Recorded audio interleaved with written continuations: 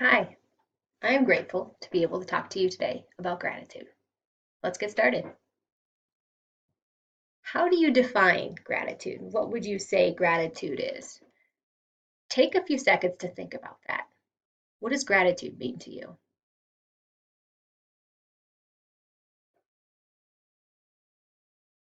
Dr. Robert Emmons, who is known around the world for being an expert in gratitude, has spent his whole life, he's devoted his whole career to studying gratitude. He says that gratitude is two parts.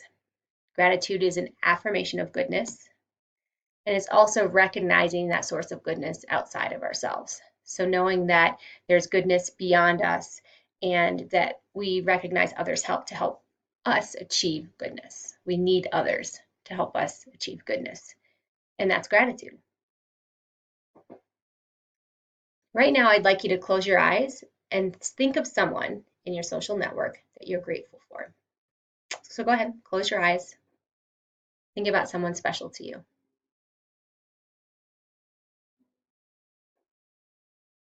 Think about why you're grateful for this person. Think of specific examples.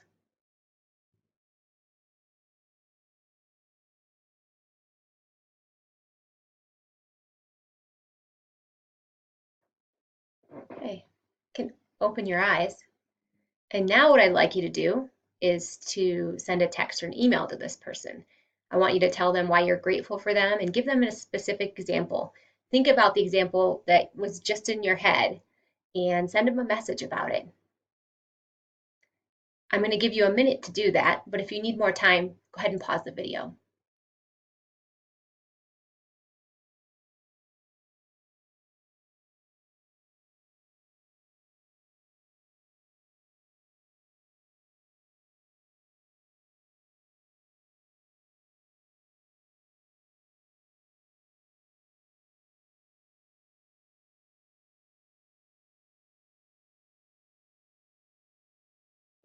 Okay, so how did expressing gratitude feel to you? Did it feel good? Do you feel better? Do you feel like maybe you said something to someone that you should have said a long time ago? Taking time to be grateful and to tell people we're grateful is important. It's not enough just to be grateful. We have to actually tell people why we're grateful. If it's a person, if it's things we're grateful for or events in our lives, we need to take that time for ourselves to think about those things. What good is gratitude? So I'm going to talk a lot about different ways that gratitude's beneficial to us and physically, emotionally, and in our relationships. But just a kind of a general list that comes from Robert Emmons is that gratitude allows us to celebrate the present. So staying in the moment a bit longer. Gratitude also blocks toxic emotions. So things like envy, resentment, regret, depression, and it also reduces social comparisons. So when we're more grateful, we're less likely to compare ourselves to others and be resentful for things that maybe other people have that we don't have. Grateful people are also more stress resilient, and one of the ways gratitude was linked to 9/11 is that people were shown to be much more resilient when they were grateful in that stressful situation. And then gratitude also strengthens our social ties and self-worth. And we're going to talk more about that. Let's talk about the physical benefits of gratitude. Because there are so many, I've only listed a few here, but there are lots of research articles about how physically better off we're going to be if we're grateful. So one is us having a stronger immune system. We have a stronger immune system and we're sick less often, or our illness doesn't last as long when we're more grateful. Also bothered less by aches and pains. We tend to take better care of ourselves. So when we're grateful, we tend to eat better, exercise more, walk more. And so people who are grateful or more grateful tend to do a better job of just their own self-care. Gratitude has also shown to lower blood pressure. Grateful people have 16% lower diastolic and 10% lower systolic blood pressure.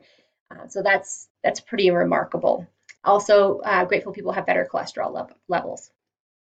And gratitude is linked to sleeping longer and feeling more refreshed and on waking. So the more grateful you are, the better you're going to sleep. And some research supports the fact that even thinking of those gratitudes or writing down things you're grateful for right before bed will improve the quality of your sleep. So these are just a few of the benefits of physical benefits of gratitude. Let's talk about the psychological benefits of gratitude because there are also a lot of those.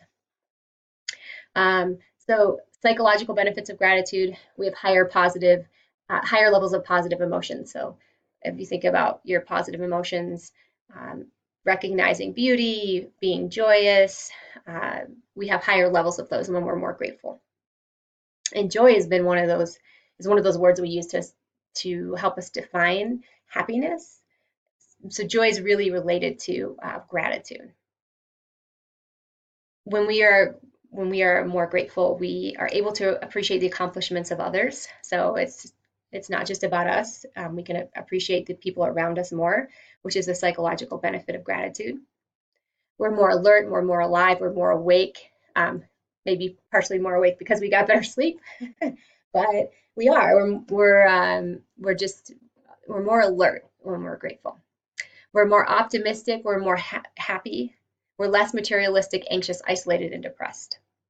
And one study showed that two gratitude activities, counting your blessings and writing a gratitude level, reduce the risk of depression at-risk patients by 41% over a 6-month period. So that's huge. That's a big deal. Gratitude is also related to a 23% lower levels of the stress hormone cortisol. So think about stress, and that also gets us back to the physical, what happens to us physically when we're grateful. And if we can lower those cortisol levels and lower our stress response, it's also going to help us physically, not only psychologically, but also physically. And the social benefits of gratitude are also numerous. When we are grateful, we're more helpful, generous, and compassionate to the people around us. We're more forgiving, we're more outgoing, we feel less lonely and isolated. A study published in 2014 found that thanking a new acquaintance makes them more likely to seek an ongoing relationship with us. They're actually opening up new opportunities when we acknowledge other people's contributions to our lives. Another study, 2012, showed that those higher ranked in gratitude were more likely to have pro-social behavior, and those people were showing these pro-social behaviors even when people were less kind to them. And so people were less kind to them.